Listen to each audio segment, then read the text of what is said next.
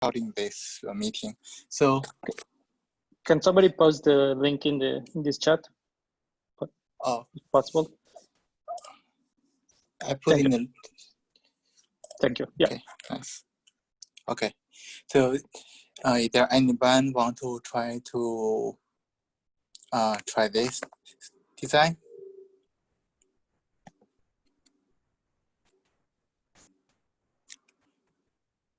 Yeah, if I can try, if anyone else want, they can try as well. Okay, yeah. Yeah, you can start. You can share your screen and use my whiteboard. Use the whiteboard and the code pad, and start trying. And let me post the whiteboard into the channel. Let me see how I can do that. Yeah. Okay, so let me my screen, right? Screen. Here, I'll put my whiteboard.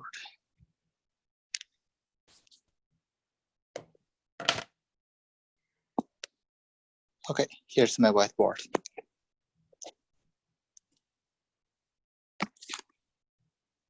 Can everyone see? Yeah, I can see the coder pad. Okay, great. Okay, so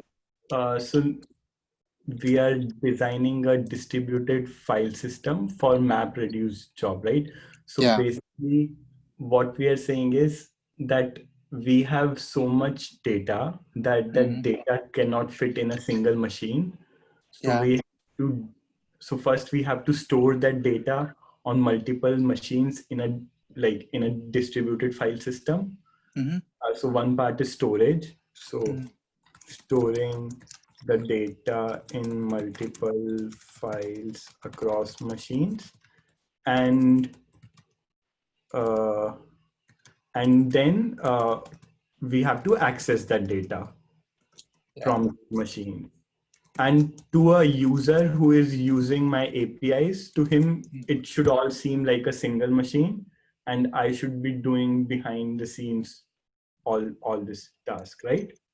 Yeah, you can assume that the user can use the API, and the distributed file system, the driver itself may look like a single file system, and the API or driver itself may find different machines. So the interface shown to the API user, it looks like a single file system. You can assume that. Right. Okay. Got it. So if we design the APIs for this, first probably would be something like bool add data, right? And I would be sending bulk records, right? So like bytes, array of byte of data, which I want to add to my distributed file system. I think that you may need to specify that which file, maybe the path of the file along with the data. Yeah. Right. Okay. And so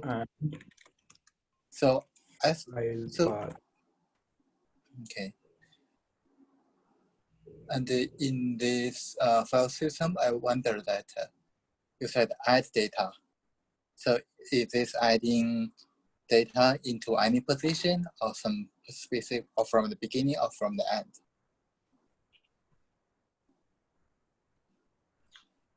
So if we are adding data, is it adding from the beginning or? Okay, so at this file path, you have to specify that do you want to like append or replace it, right? Is that what you're saying? Yeah, the thing. And so let me add some requirement here. So in the distributed file system, can have different methods. Okay. Yeah, please speak because I'm sorry, your voice is breaking. okay. I think Okay, someone my tried in the internet is. So Ayush said that maybe we can have different method for append and overwrite. So in our distributed file system for Mapreduce job, the writing method is very special. So we don't need to write at the specific position of the file. All we need to do is only up to append at the end of the file. So we don't really need any data. We just need append data. Okay, so we are just appending, and you are saying that we are appending, and the user has to specify the file path, or? Yeah, when they're reading the file, user can read from any position. But writing, we only need to write at the end of the file. Okay, so then we can call it append data, right? So we are providing only this API that you can append it. And okay, so right now we are just one second. Okay, so we are only appending the data. So this is one API, right? Yeah. And are we also looking at deleting, or? Yeah, we can have the delete file. Right, so we can have a delete. So delete file. So then you are just specifying the file path, and it will delete that file, right? Yeah. And for accessing the data, you will specify the file path, and it will get the data from that file path, right? Yeah.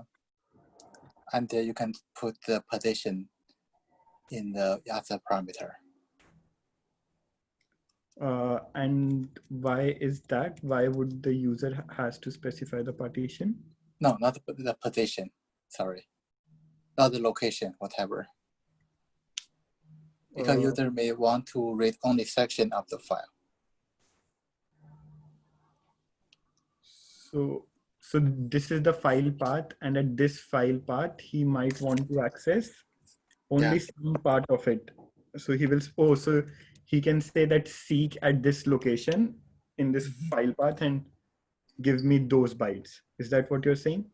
Yeah, and also the size of the data, the location and the size.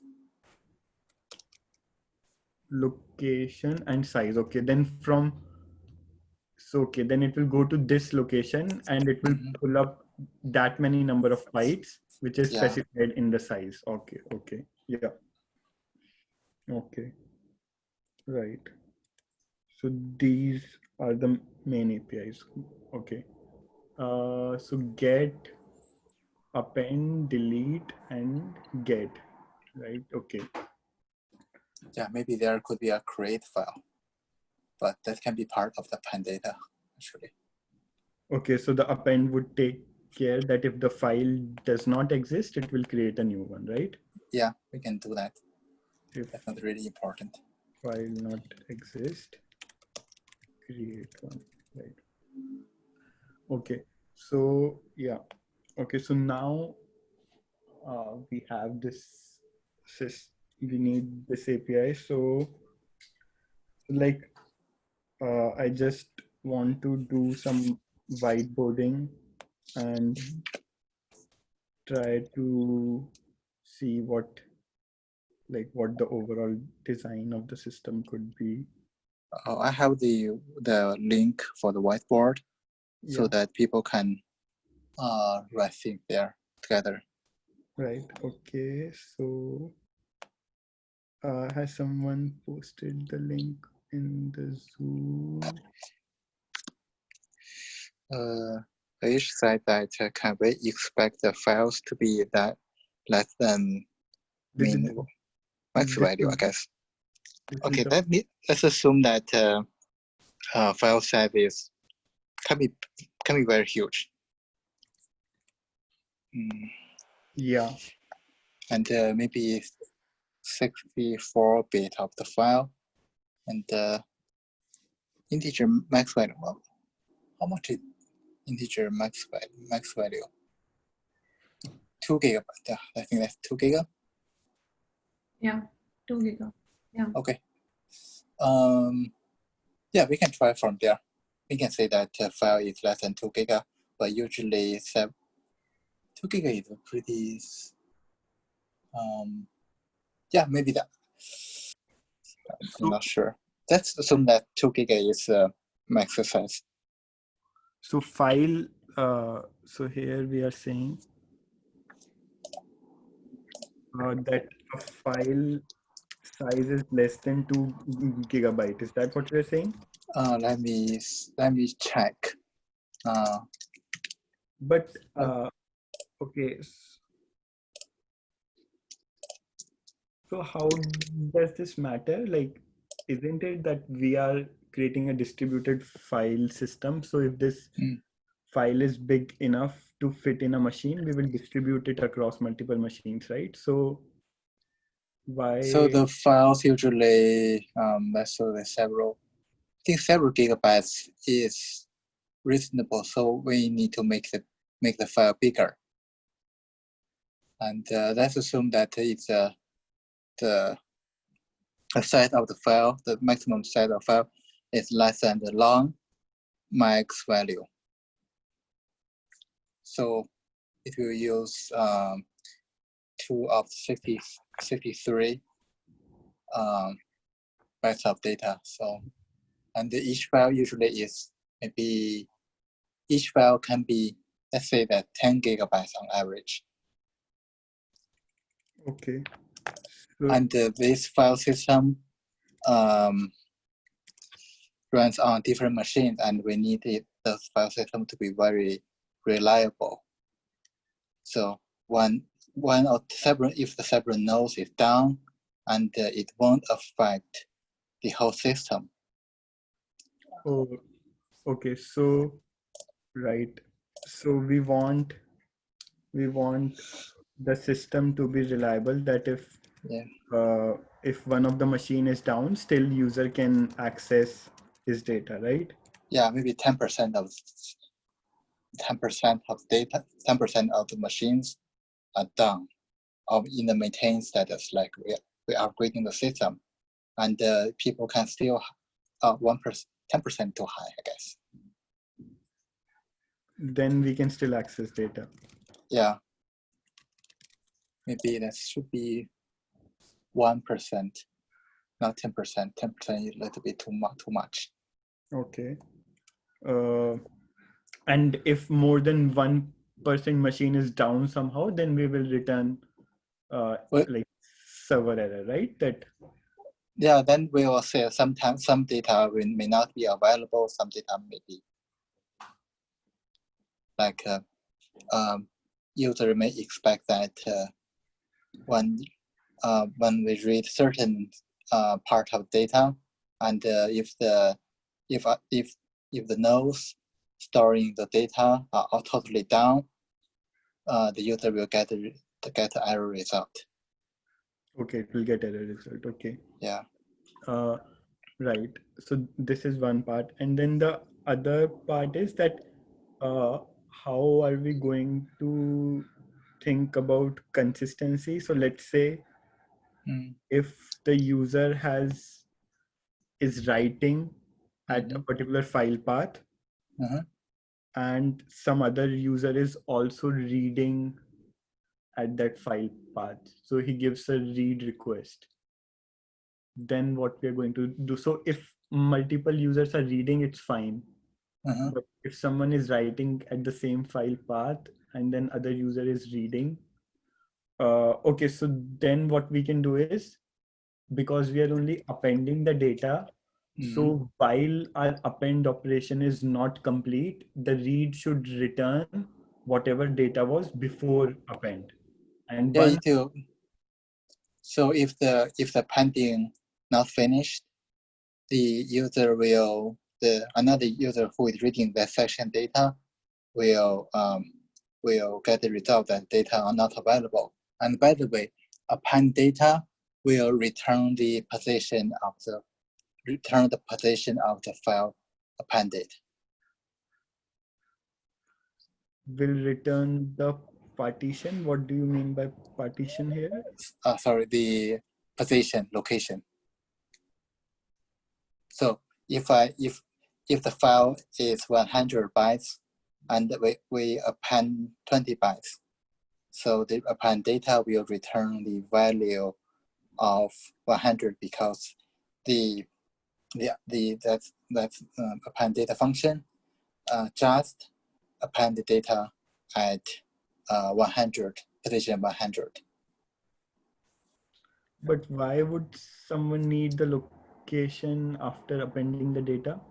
Because you need to know where the data is appended. So no, but we are always going to access the data through the file. Okay, but we also need to specify the location. So you are saying it will return the location as well at that. Yeah. Okay. Because and if you need. So sorry, int or something. Yeah. Okay, so it is returning int that at what look. Okay. And machine. Okay, so machine is what the file system has to handle, but at what machine actually it was written that the file system will handle. So okay, so one thing I was discussing was that for consistency, so my idea is this. So if while append a read can access data. So you said if we are appending, then the read cannot access the data, right? Yes. The data is not available to the user who is reading. So basically, we want our system to be consistent, and it's okay if it is not unavailable for that time. That's right. Yeah. Okay. Right. Okay. So so these are the requirements. Okay. And so basically, how much data can one machine handle? How much data can we store? How much data can we store in one machine? Some estimation over there. So let's say maybe 1 terabyte. 1 terabyte, right? Okay. So 1 TB of data we can store on one machine. Yeah. Okay. Right. Yeah. Some files maybe 1 giga, some files maybe 10 giga. So beware. Right. So okay, and I was thinking that we will given a file, are we also thinking of splitting the file across multiple machines, or should we keep entire file in one machine? Be mind that if the 1% of a machine is down, so people may still have the access to data. So that means that we may need to distribute the file into different machines and by their parts. Okay. But yeah, so but if his file is distributed and then so let's say I have a file which is distributed in 5 machines, right? So then if one of the machine is down out of 5, what will we do? Will we return the data which we got from those 4 machines, or how are we going to handle it? Yeah, that's up to you. No, I mean, as a API provider, is it okay to return like partial result, which is the data from the 4 machines, or do we have to return the entire thing or nothing? Like, is it like everything or nothing, or is it okay to return some data? So if the section of data is available to the user, then we should return that section of data. Okay.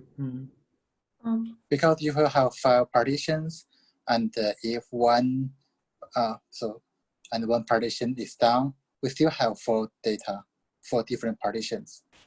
And if all those 4 partitions are all available, we should say that data is still available. Okay. So I think, right. So probably, is it like, so we have this location and size. So when the user is calling get API, we will see if for that location and size and up till that much size data is available. And it might be possible that that data might be available in those 4 machines, then we can return it. But if Right. the location and size is pointing to that machine where the data is not available, 5th machine which is down, then we will not return it, right? We are not specifying which machine we are going to access data from. Yeah, we are just specifying the location, but after my calculation, let's say that location points to the machine which was down, then I cannot return the data. But after my calculation for that location, if I calculate that it points to a machine at which data is available, then I can return the data, right? Yeah, you should get multiple machines. So the same data have multiple replication, and they are stored in Okay. Yeah. Okay, yeah, or we can have replicas, right? So that if one machine is down, then we can get it from other. Okay, got it. Okay, so yeah. So those 5 machines are basically for replication, but both the 5 machines have the same data. Yeah, that's you need to design how to do that. Okay, so yeah. Yeah, maybe we can discuss how the data is distributed first, or how the files are distributing data. Then we can see. Yeah, sure. Yeah. Maybe first of all, we can figure out all our features is quite clear here. It's reliable and consistent, and may not be very available. Yeah. And next thing, we may have a big picture of the system. Then we can discuss piece by piece. Okay, got it. Yeah. So availability. Okay. If low. Probably this is low is a wrong word, but yeah, I don't know what to use. Yeah, just normal. Yeah. Okay, if not. I'll say that, but let's try to write something. Yeah, okay, so now let's go to this draw. So we have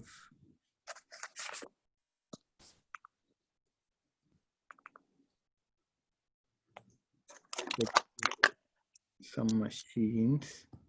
Each machine is of 10. Sorry, each machine is of 1 TB. And then, so this is our storage, right? And like somewhere here our distributed file system lives. And what's that layer? It's I'm sorry. Oh, what's the DFS here? Oh, so distributed file system. So I'm saying, yeah, I mean this is the compute layer where when a user makes a request, so like first it will go to this distributed file system machines, and then they will access these actual storage machines. So okay, this is a front end, right? Yeah, so basically these are our service machines, whatever it is. Yeah, you probably mean that it's a front end. Yeah. No, I mean front end is okay. So front end is what user sees, right? Then once user sees something, then that request will come. Okay, so let's go back a step. So so here is the user. So from his front end servers or something, he will make a request. Mm-hmm. That request will come to, so this is our compute machines.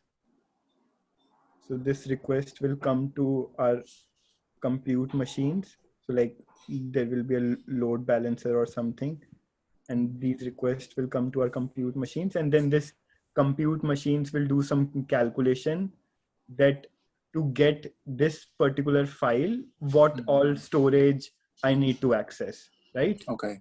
And then it will get the data from those storage machines and then return back to the user. Okay. Right. So this is like my compute machines, which will do the calculation.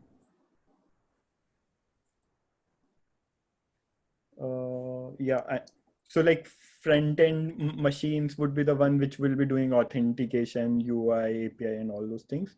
But once everything is done, then this is the actual place where we will be calculating where we want to store the data, right?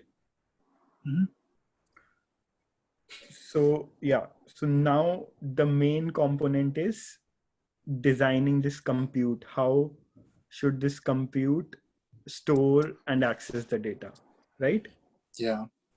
Okay. So yeah. So so let's say first let's think about that. Given a file which could be of up till 10 GB in size, should we store entire file in one machine, or should we divide and split it on various machines? So the advantage of having everything on one machine would be that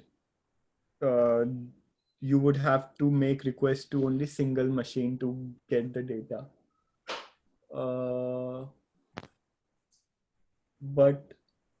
But your bandwidth would be limited. No, but overall the throughput will be whatever is the throughput of the entire system. So yeah, so if you're storing entire file on one machine, check out these pictures. then yeah, so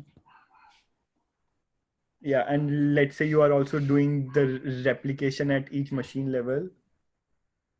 So you just need to make a request to that machine and you can get.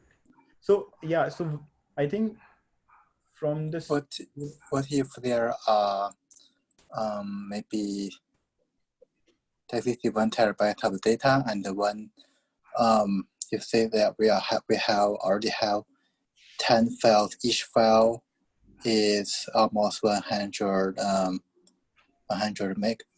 gigabytes. And if we want to append more, how can you handle this scenario? How can you distribute the work, distribute the story into different nodes? Okay, right. So one problem you are saying is that if we are storing entire file on one machine, then the problem is I have to make sure that so if I'm saying that my file size can be up to 10 GB, then I have to make sure that there is entire space of 10 GB to store a file, right? So Yeah. I might be wasting a lot of space, because for each file I'm assuming that it will take this much space and the files might not be taking that much space, right? Yeah, so you need to make you probably need to split the file into different chunks, and not too big and not too small. Right. Okay. So yeah. So then yeah, it's better to divide it into the chunks. So okay, and now we have to think of the size. That what should be the size of each chunk. So Yeah, You also need some sort of a metadata storage. yeah, to say that where all that file was distributed so that when you want to get it back. Is that what you're saying? Yes, when you have to pull it, so you can get that where is that chunk on which machine. Right. Okay. Yeah. So yeah, where are we? Yeah. So each file. So yeah, first, let's see how we are going to divide the file, and then how would we know that where to get the file? So if, okay.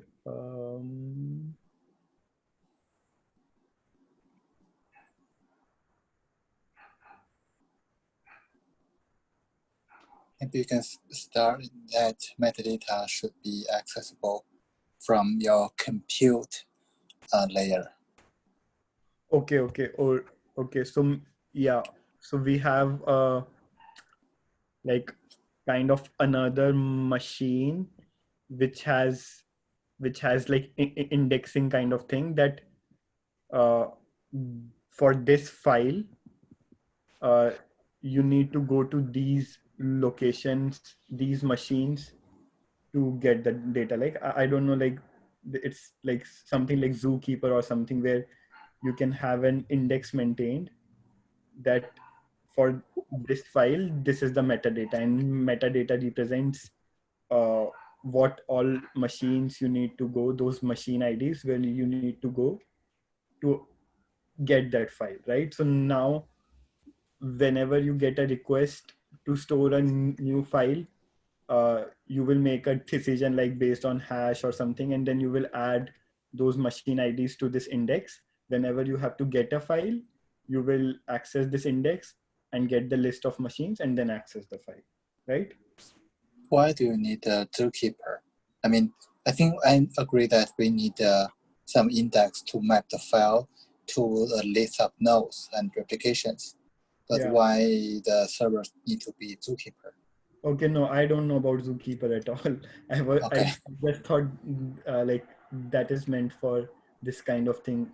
Yeah, because zookeeper has, yeah, my understanding is zookeeper is a cluster, and if I need data exchange in one node, it will broadcast to all the nodes.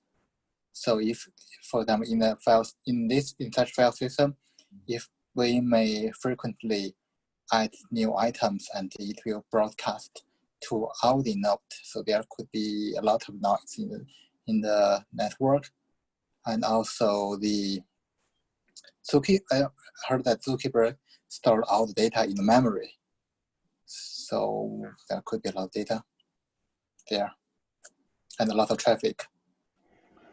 Okay.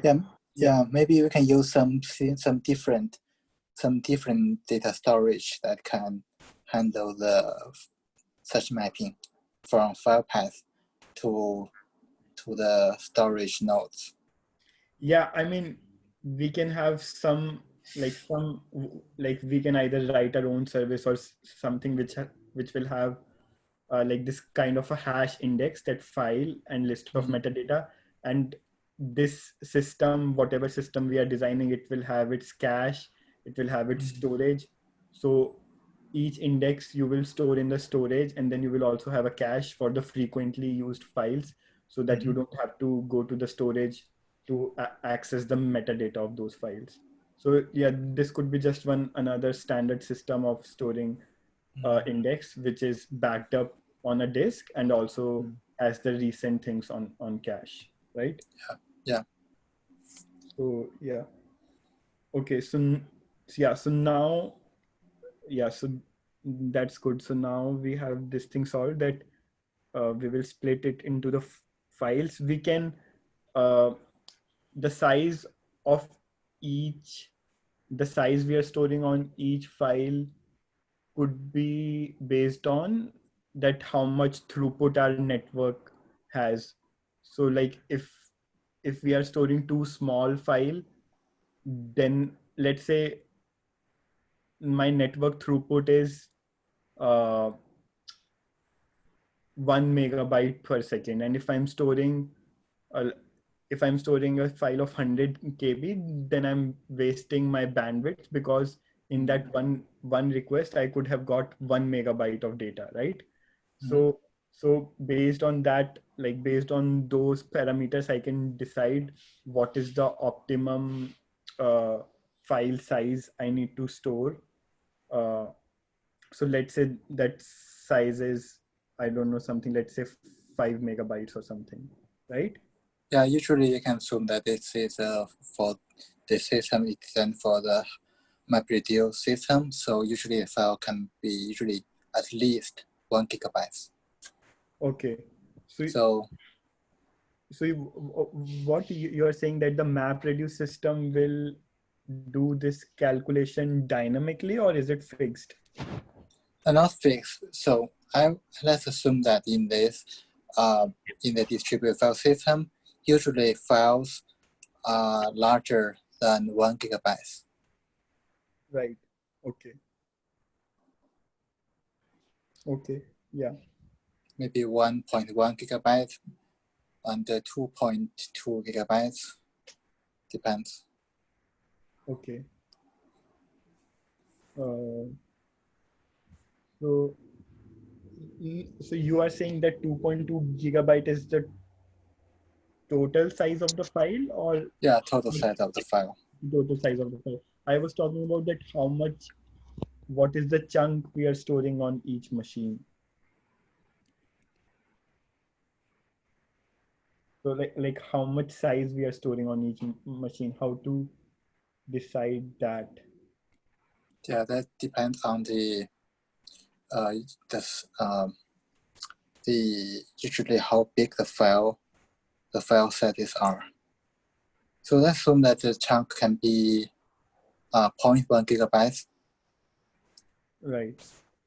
Okay. Yeah, like it can, yeah, so it can divide it, like it can divide the file into 0.1 gigabyte chunks, and then it will spread across multiple machines, and yeah, and then each machine will have its replica, right? So so each machine will have its own replicas, so in this file metadata, for me, I'm storing like this represents one group. So in my file metadata, I am so this represents one group. So in my file metadata, I will be storing that my file is in this group, and then probably in this group, and yeah, so I will provide this list, and then there will be something which will figure out that what machine is available in this group. If some machine is not available, maybe go and get the data from this machine.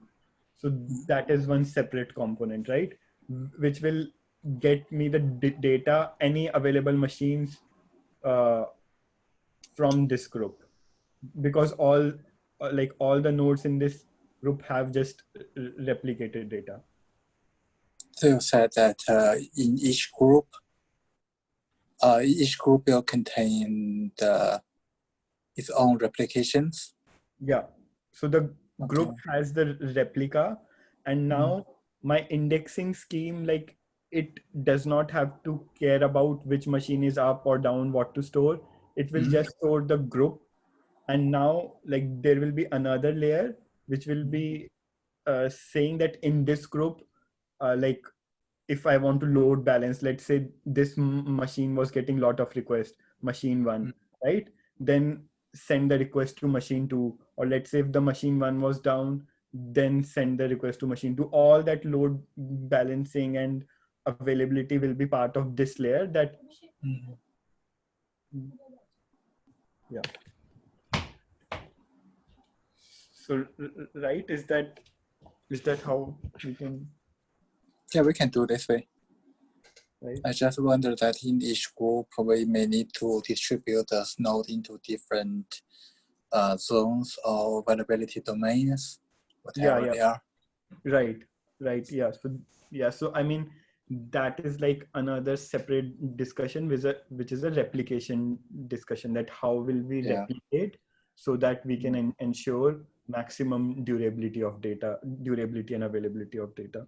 Yeah, So, that we can talk about the detail of the replication after the whole picture is done. yeah, right. Yeah. Okay. So, right. So now, yeah. Okay. Now, one important part is like probably, I think the whole end-to-end picture, we have completed whole end-to-end flow, right? Okay. The thing which we have little bit abstracted out is that how will we do this mapping and how will we divide it into various machines? Yeah, I think they are basically the one thing that's replication, because we need to map the file into chunks and map the chunks into different nodes. Right. And this process itself is contained also the replication process. Yeah. And we will talk about how we can do the replication when we write the data. Yeah. How we will do the replication? Why? Yeah. When we write the data, right? Yeah, because when you append the data, you may not append the data into a single node, but multiple nodes in some Right. way. Okay. Yeah. So I mean, yeah. Okay. So let's Here's the thing. One thing is missing here. Like, how would actually client read the data? So that is like a very important piece missing over here. Okay, fine. I mean, client will get to know. Okay, these are the machines, that has actually the data present. Now, as a client, how would client read the data? I'm sure it won't read in a request which is just to get the metadata, right? It will set up its own connection with those machines and actually read the data. And on client side, it will merge all the partitions that we have created. So that's like an important piece missing over here, I believe. Yeah, that's a good point, and that will also depend on like how we have stored the data, and then like how we have actually done the partitioning, and then we can use the same logic to how to get to those partitions, right? No. So let's say, let's assume your service returns the partition machines where exactly you have stored the partition. Let's assume that, and it's being replicated. Okay, fine. Now assume you have all the partitions of a file that you want to read. Okay, Right. great. Now what next? How exactly you'll read that? You'll of course set up those connections with those machines and read that and merge those files on the client side, right? And so that's something I'm referring to. Yeah.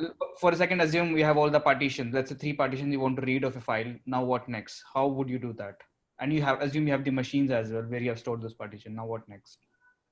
Yes. So initially, we do have all these APIs defined.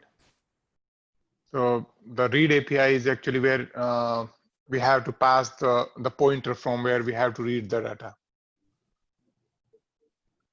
Is not that enough? No, like read. So what he's saying is that this read API, it will just specify that this is the file path, and I want to get the in this file path, I want to get the data at this location and this size. I mean, it should be at this much offset and of this size. So now I'm just specifying the file path. So how the flow will work is, so when the request come, I will search that for this file path where all my data is stored. And then it will give me the list of machines. And from those list of machines, I have to somehow merge and find out that where is the data with that offset. And then from that offset up till that size, I will get the data and result it to the user. So this entire thing will happen in this compute layer. This compute layer will find out that what part of the data has to be returned out of these machines. No, I am assuming that so assume you are hitting a service. Now you're waiting for your service to return you all the data, like a stream the file. It should not be the right thing, I would say. It's basically the client from where you're calling the read should actually be reading the files, not you should, I mean, it doesn't happen that, you're calling a service and that service is actually streaming your file. That's not the right thing. I think it's just that the machine should be actually making those connections and reading the file, because it's a big file. I mean, assuming you're hitting an API and asking API to give me a file of 1 GB, 2 GB, it doesn't look like scalable. No. Okay, so I think what you are saying is, so someone will have that logic, right?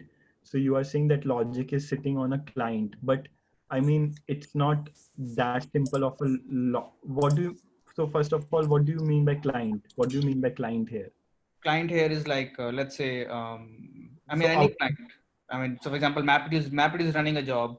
Mapreduce wants to read the data. Now, obviously, the machine where the logic is running, that's what it will, it will get all the data. Or let's assume, forget about Mapreduce. Let's say I just use CLI tool to read the file.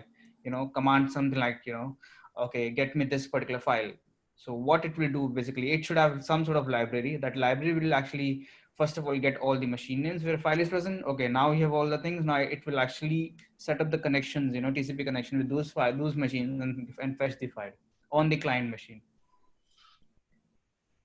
So, but we are not implementing in that way. The implementation, the API, whatever API we decide, so we are implementing our system according to that.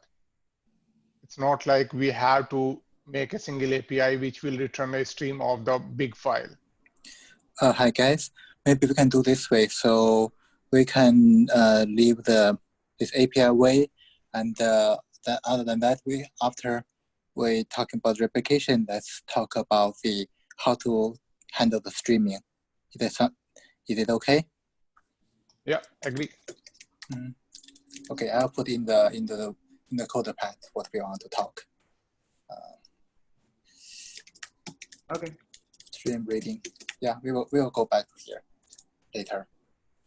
Oh, sorry, I missed little bit. What were you saying? We are going to discuss? Yeah, we are going to discuss the stream reading. When we finish the picture, stream reading. I'm not sure if it's the right word. Okay, so yeah. So stream. Okay, so basically by stream reading, we mean that. So we are asking for this much size of data, and it should be returned to us in the form of a stream, right? Yeah, a reader that read the data from the nodes directly. Yeah. Okay. Okay. So what's that? We want to discuss the replication first.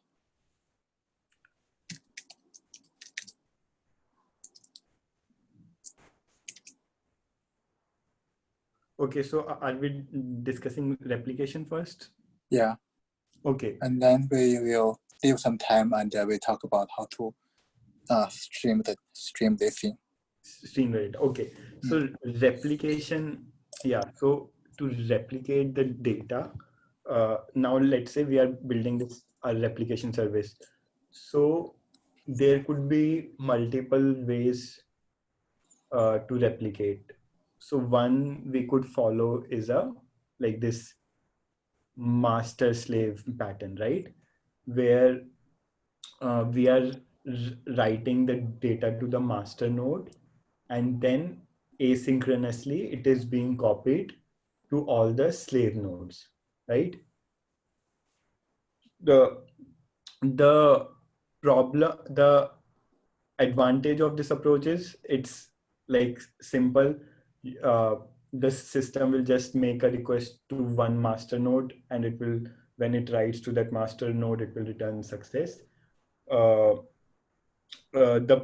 problem is that the slaves are not in sync with the master. So if the master dies, and the data which was recently copied, it has yet not been copied to the slave nodes, then we will lose that data, right? Mhm. So one thing is like, one thing we can do is that we will only return success to the customer. So we will make requests to multiple machines to store that data, and only when we get a success from X number of machines that the data was written durably, then we will return success to the user. And similarly, when we are reading the data, so this is another pattern where we are using a peer-to-peer model. So in peer-to-peer model, let's say we have 3 machines where we are replicating the data. So we are saying that the majority is 2, that whenever you are making a write request, you make the write request to all 3 machines, and your write request will be successful when you are successfully able to read the data from 2 machines. When you're able to successfully write the data to 2 machines, right? And similarly, now when you have to read back, you also have to make a request to multiple machines, 3 machines. And if 2 machines, at least 2 machines should return you the data, and whatever has the latest data, latest timestamp data, you will return that. So that will take care of that if one of those machine is down, your network is still up and you are still replicating your data across multiple nodes.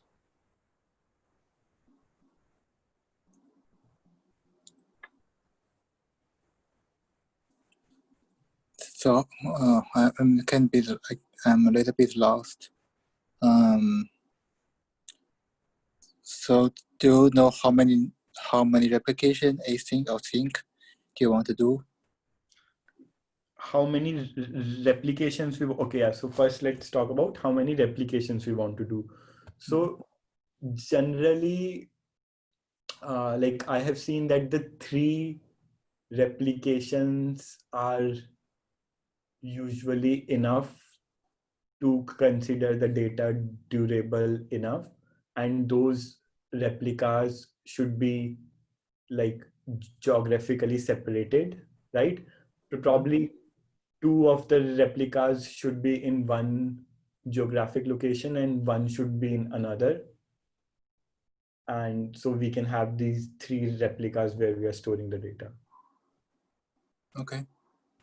Yeah, I recently came to know about this. I don't know, but so if we are maintaining 3 replicas, right? So we are using 3 times the space. If we had to store 100 GB of data, we are using 300 GB of space.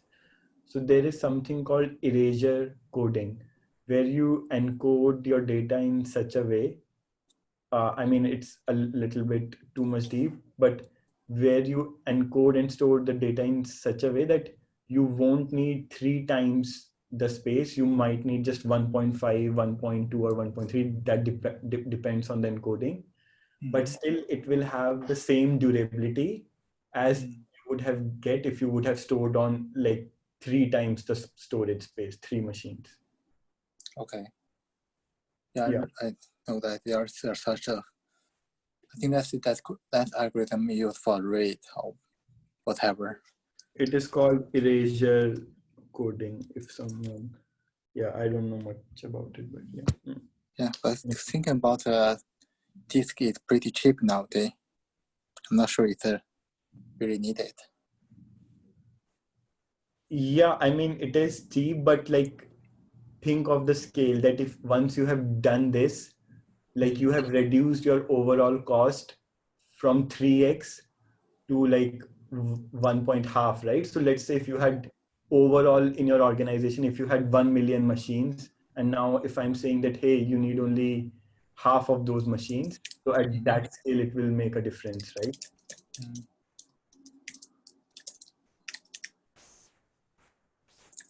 Okay, let me see how many.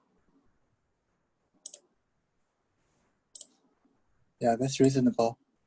Google Data Center, I wonder how many they have.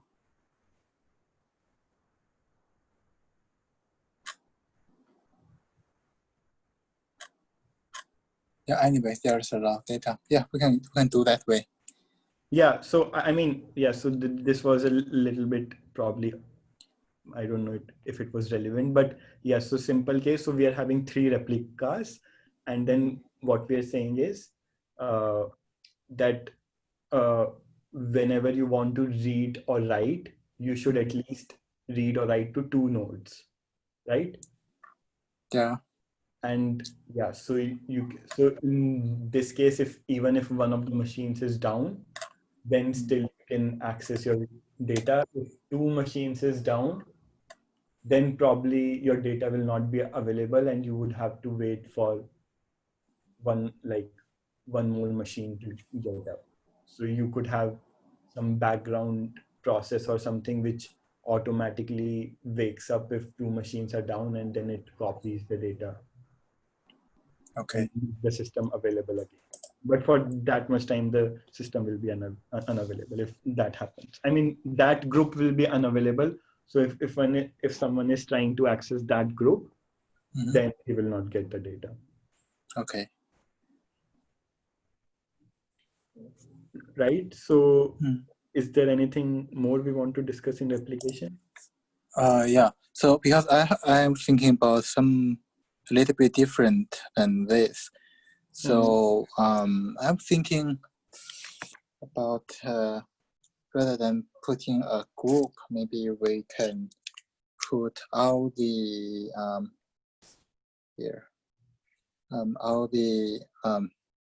all those data chunks into together, and those nodes can be in different zones or zones of the availability domains. So I heard that there's a pattern used by Kafka that the data, it could be have multiple nodes. I can't really remember what's the name, but they have their data.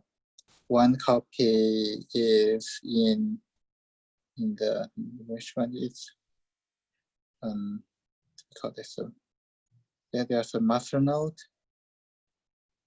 of one node, and they have multiple replications in other nodes, but they distribute this work into different nodes. So we have always have one chunk of the data in one node, and another 2 nodes have the replications. And but the master node is not it's not always in a single node. So maybe have another master handling another piece of data or chunk of data, and they can have replications in different nodes. So then in this way, we can evenly distribute the replications into different nodes evenly. And in our metadata, for each chunk of data, we say that where can we find the master node, and if it fails, we go to the replication. But okay, let me think. I'm not sure if this is the right way to do that, because yeah, here the reason why we have the master is that we want the writing to the master to be the only thing we want to write, and the other node is only the replica of the master. So the replica can be slower than the master, because in Kafka, only one replica is sync, and another one, and all the others are async.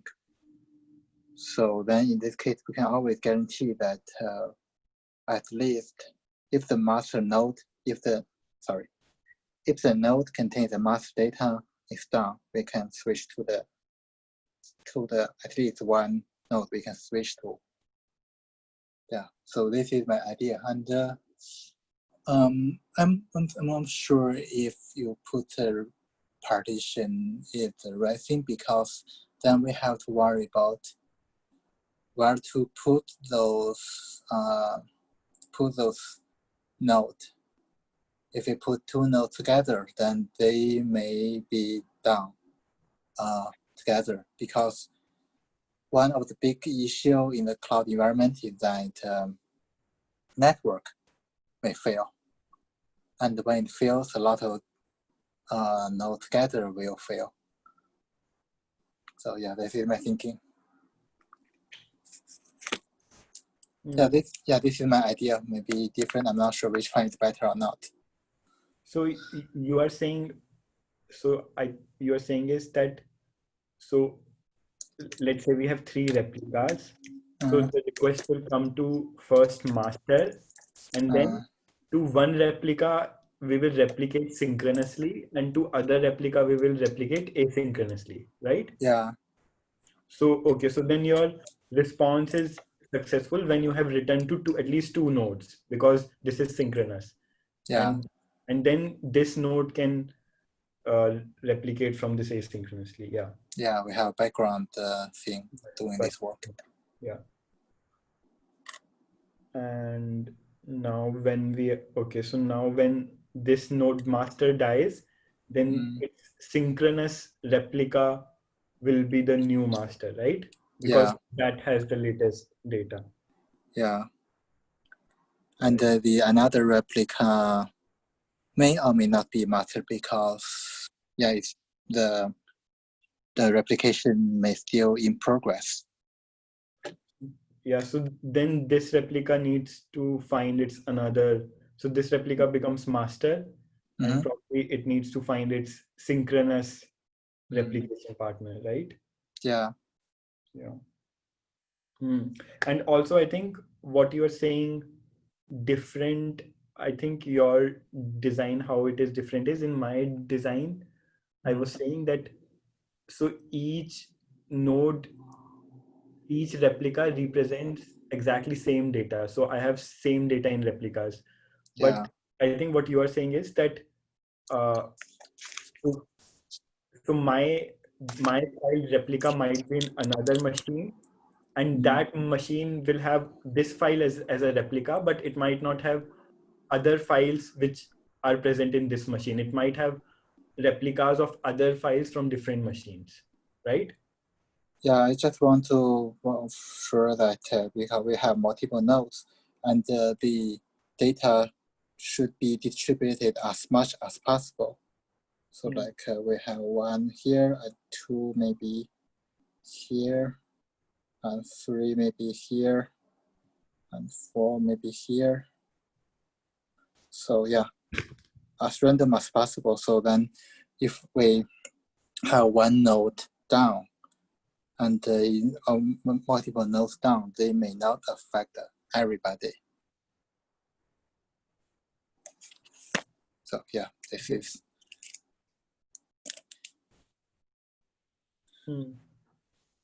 Sound good? Okay.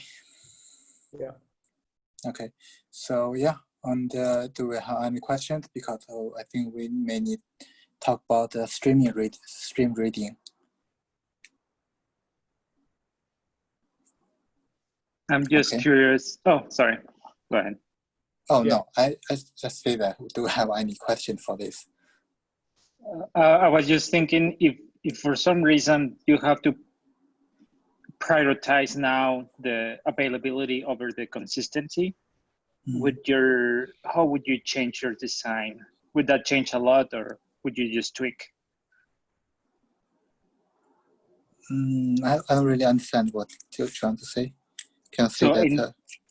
In this design, the priority was the consistency, right? Over the availability, at least for reads. Is that correct? Yeah, the thing I want to make sure is that reliable. I think this here should be partition, I guess. More like a partition thing. So if part of the nodes are done together, we want to let a certain data to be available. not the whole thing down. Mhm. Is this your question? Yeah, I mean, I was just thinking if we flip the requirements a little bit with the design change, but I think you already answered. Like it seems so. Yeah, those two: the consistency and the availability. Okay. Availability is The not the reliability. Sorry, yeah, reliability. yeah, I think that term is not right. So this the here means that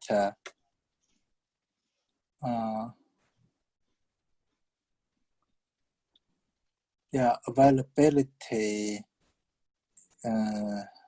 Yeah, there's a cap theory. I'm trying to say that what I'm falling into. Consistency we want. Okay, yeah. So probably one thing I want to add is, see here we have said that to make our system consistent. Can everyone hear? Okay, because it said my internet is unstable. To make the system consistent, when we are appending, we are making the reads unavailable. So because of this, our availability is low. So what we can do is to make the availability higher. So I'm giving an example. Let's say this represents my file 1, right? And let's say up till now, I have 5 megabyte data I have stored in one request, right? Now I'm making another request that in this F1 file, I want to append more data, right? So let's say I want to append this maybe 50 MB of more data. So rather than making this file unavailable while I'm appending the data, a reader can see this 5 MB of data up till my write is not complete. So, and it does not create any problem because anyways my write is not complete. So to this user, it seems like he was looking at the point when the write did not happen.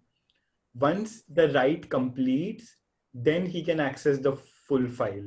So if we follow this design, I don't see that we are making the system unavailable at any time when we are writing the data. The only thing is writes have to be like if one person is writing, then another person cannot write. So at that time, the system will be unavailable. But I don't see that we need to block reads if we are writing. So the thing here is that the reason why there's only append data operation is that system like Mapreduce system will actually append a record item. So that record item itself is a whole. We don't want to let people to read partially of this record. So that record should be either succeed together or fail together. So this is something like we are writing a record into the database and we write in the middle, we want the people to read, then it will be a dirty read. No, so there is a way to avoid dirty reads. So the way to avoid dirty read is you don't modify in place, you create a copy, you modify that copy, and once that copy is modified, it has updated value, then you point your data to that new location. So now you are not blocking your read at any time. We don't have the modify operation here. We only have the like in the term of the database, it's actually insert, and we don't want to let other reader to read the part data of the insert. We want to either read the whole of. Yeah, I'm saying, see, okay, so to simplify this, let me explain by this way. So let's say initially I have a file of 5 MB, right? And now I'm adding 50 MB more data. So what I'm saying is, so I will ensure that you will never, my guarantees that either you will read 5 MB of data or you will read 5 plus 50, 55 MB of data. You will never read dirty data. I can ensure that without blocking your reads. How? So what I will do is, let's say I have 5 MB of data, right? I will not modify this file in place. I will create a copy of this 5 MB data, and I will start appending 50 MB of data to it, right? And up till now, my reads, my reference F1 reference points to this location. So whenever readers can always read it, they will get this 5 MB of data. When I have committed the 50 MB of data, atomically, I will say now my reference for file 1 points to this location. So no, there is no way that I will ever read middle value. Either I will read 5 MB or either I will read 55 MB. So this is a way to avoid dirty write, that you create a copy instead of modifying in place. Dirty read, sorry. What is the benefit for that 5 MB? I mean, making a copy for that 5 MB, which we already have in place. Why we have to do is, so there could be other ways, like, but why we're doing is so that we are not blocking reads. Otherwise, if you're overwriting in place, then if someone wants to read, this file is inaccessible, right? And in our design, we are overwriting data.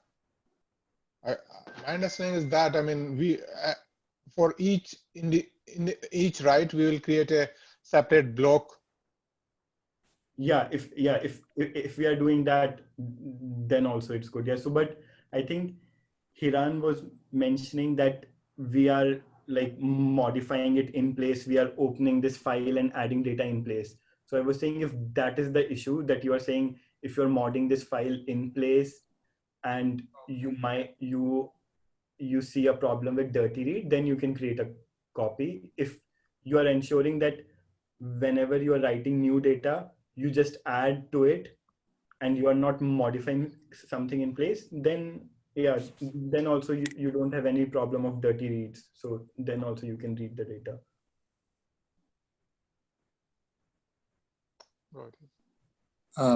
So let's say this way. Let's say that this file is account.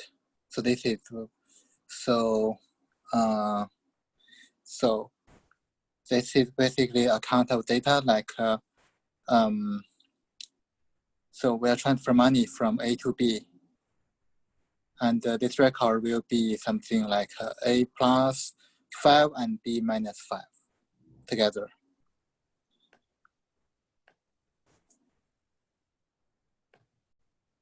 Sorry, are you writing here? Oh, I'm writing in the somewhere in the down here. Yeah, you can see that. Yeah. So this is record. So because this is this record as a whole, and will append to the file, and this file. So let's say that this record is big, and we cannot do in the single API call. We should have the multiple part upload and the commit. So my point is that we can first write the append the data to the end, the first part, and then append the later part, and then we commit, and after commit we have the position where our record is. So if we write the first part, we do not want to let anybody to read it because that's not consistent. Right. Yeah. And we only need others to read this record as a whole when we commit the second part. And write the second part, append the second part, then commit. So this is what I'm trying to say about the consistency here. Yeah, no, your point is totally fine. So what I'm saying is, how about, so this marker that you have created, which is represents end of the file, right? So let's say when I'm in the process of writing, when I have written A plus file, I will not change the end of the file. My end of the file is this only. So anyone who is reading, he can only read up till this point. Yeah, that's right. When I have completed B minus 5, then I will update this thing atomically, that now my end of the file represents this. Yeah, that's what I'm trying to say. Okay, I think we are in the same position. Yeah. So okay, yeah, okay. We have several. I'm trying to make this 1.5 hours, so we have maybe 10 minutes. Let's talk about the stream reading, or stream reader, whatever it is. By the way, who raised the question before? Is he still here? hello. Oh, we have only 4 people here. Yeah. Do you want to go through stream processing? How? Yeah, I think we want to do this. But I can't remember who raised this question.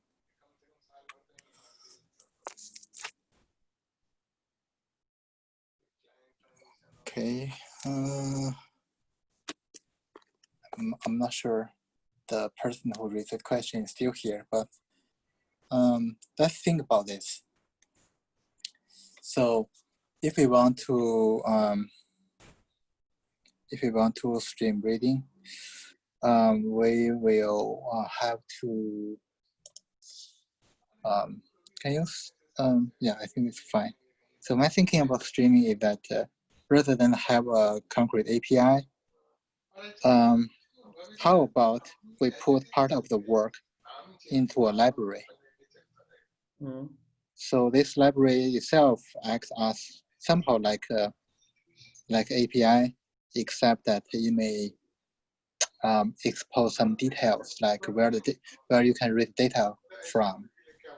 And the only thing that the front-end server, the front-end server will give the customer some token to authorize that this user can read this part of the data.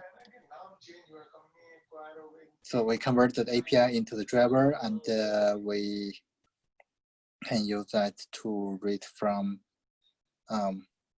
user and hint to the node, so that from the node itself, the user can read the data when it needs.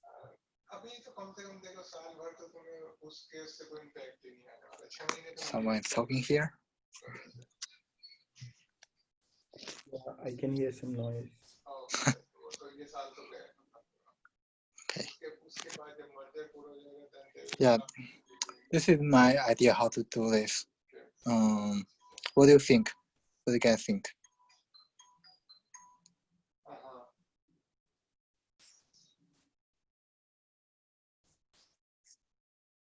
Okay, I have no feedback.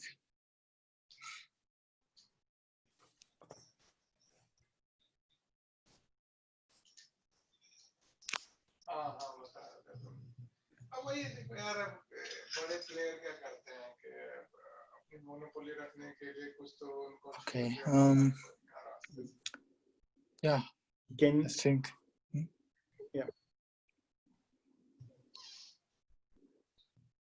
Yeah, that's all the thing we talked today. And do we have other thing you want to talk? No, I think it was a good discussion. Yeah, I think the one part which we could have gone is what is the logic of distribution? What is the actual algorithm for distribution? But I think, yeah, that will, I think, take its own time. And I don't know, like, I don't have an algorithm in mind. Like, what kind of algorithm you're talking? Because we still have 7 minutes, and let's try to do that. okay, so now we have a file. Let's say I have to store a file of 500 MB. So I will split it into maybe smaller chunks. So how am I going to decide that what machines I should store it in? Okay. Yeah, that thing, my thinking is that we can have the compute layer periodically get the data from the storage node, how much data they have right now, Right. and then distribute it work to a certain node, certain storage. Yeah, okay, that's a good point. So the compute node will have information and how many machines have available capacity, right? Yeah. And then we are going to store them in one of those machines which have available capacity and put it in a cache now.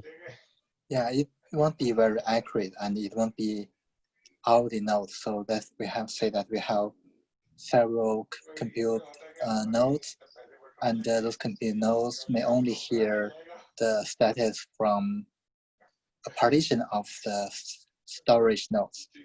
May not all of them, but as many as possible. Yeah.